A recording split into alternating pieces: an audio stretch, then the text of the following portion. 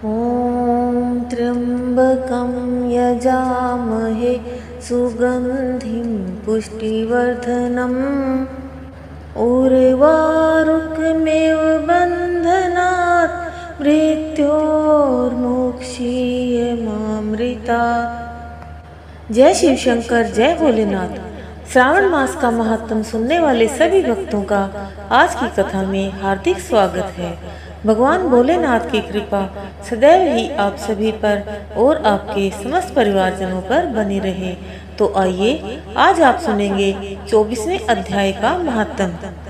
इसमें आप सुनेंगे श्री कृष्ण जन्माष्टमी व्रत के महात्म में राजा मितजित का आख्यान।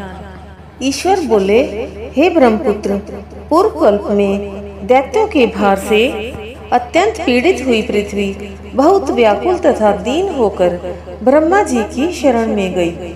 उनके मुख से वृतांत सुनकर ब्रह्मा जी ने देवताओं के साथ क्षीर सागर में विष्णु के पास जाकर स्तुतियों के द्वारा उनको प्रसन्न किया।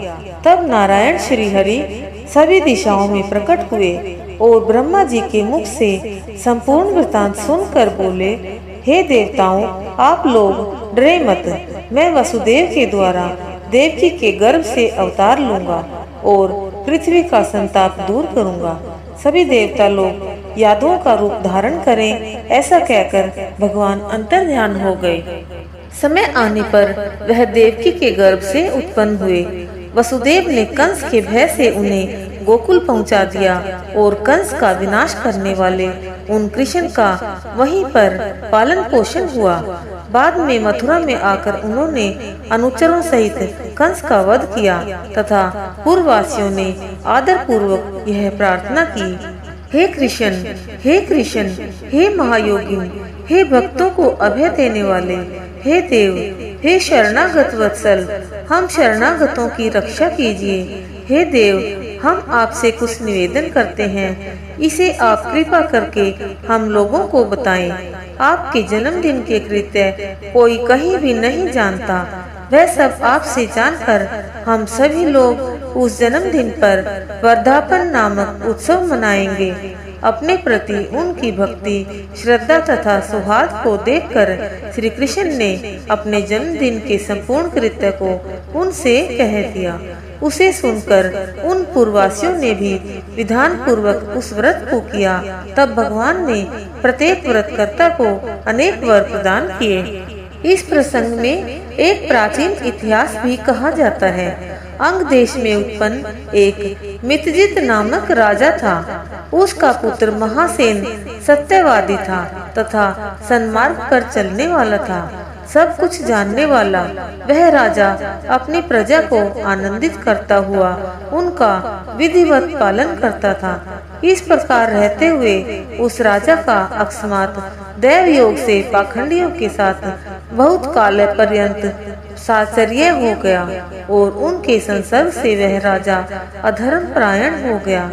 वह राजा वेद शास्त्र तथा पुराणों की बहुत निंदा करने लगा और वर्णाश्रम के धर्म के प्रति अत्यधिक द्वेष भाव से युक्त हो गया।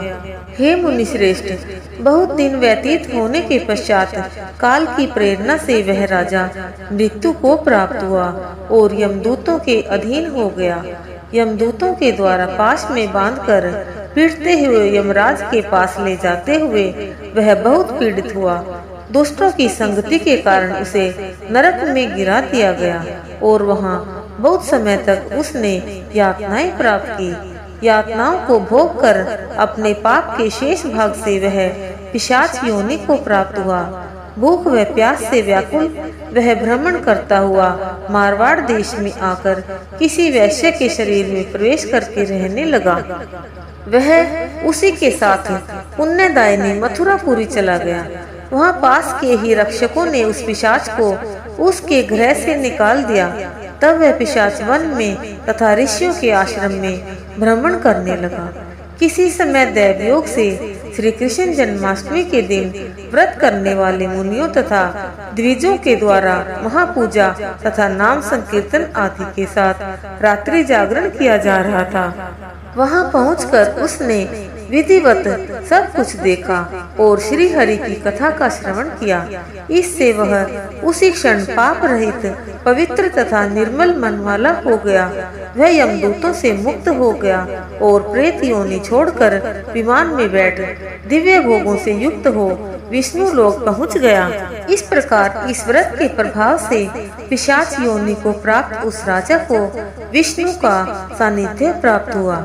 तत्वदर्शी मुनियों ने पुराणों में इस शाश्वत तथा सार्वलौकिक व्रत का पूर्ण रूप से वर्णन किया है।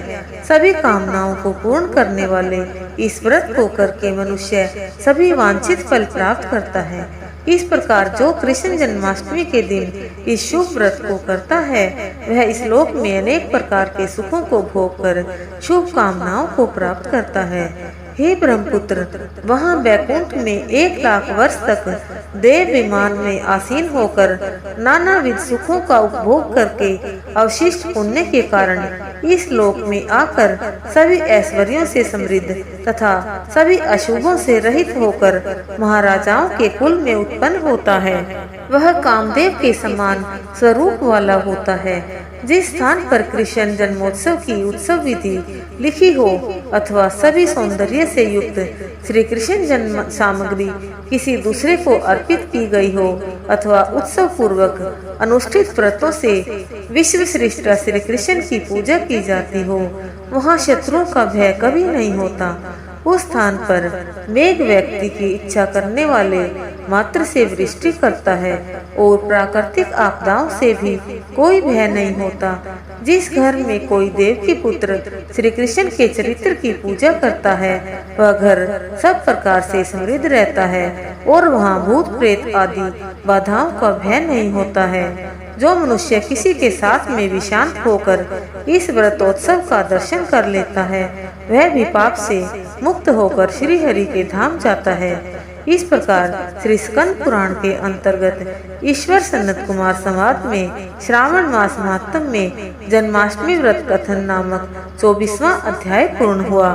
बोलिए शिव शंकर भगवान की जय। बोलिए पार्वती माता की जय।